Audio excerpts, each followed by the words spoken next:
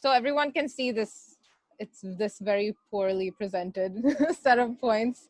Okay, so I've been making an effort throughout this class to work on, memorizing and understanding whatever Sanskrit words we've been doing, like the names of the asanas or the chants, the mantras we've been doing. And then that made me wonder if the language of Sanskrit had some special power, that would not be captured if we used if we translated it to English or any other language. So I decided to research the power of chanting in Sanskrit. And then after doing some research, I realized that a lot of this power comes from vibration. So the word Sanskrit itself, as you can see in the first point, it comes from two separate words, sam and krita.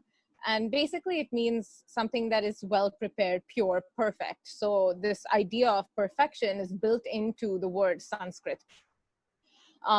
So basically in ancient India, sound and oral transmission were the most important ways of communicating. And so the ancient sages, they focused on refining the alphabet of Sanskrit, but not so much in the meaning of the alphabet or the meaning of the words, but in the phonetic sound of them, because they wanted to make the sound of Sanskrit perfect.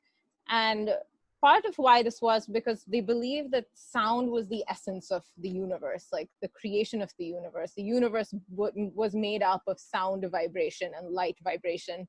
So they created a language where the words were not randomly assigned to objects, like in English or other languages. We have, random associations between words and what they're directed towards. But in Sanskrit, the name is supposed to be the direct vibrational representation of the object. So basically word equals form in Sanskrit. So this is where the power in Sanskrit comes from, in the words.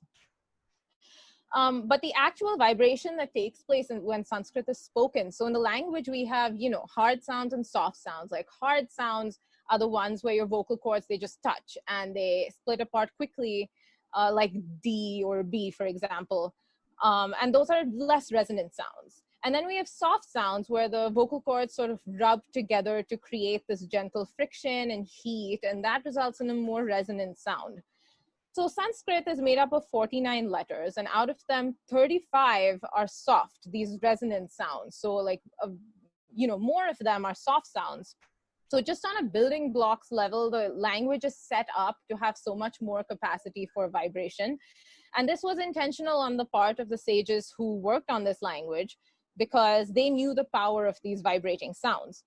So as Sita mentioned earlier in her presentation, each sound has like a corresponding vibration on the mouth and then on the palate and then to a different part in our body.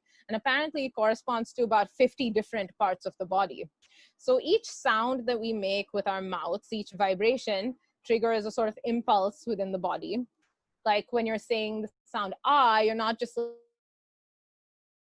like mindlessly, chanting ah, that if you like are really careful and try to experience it fully in your body, you'll notice the prana contact the back of your throat and your vocal cords sort of rubbing together to create this gentle friction.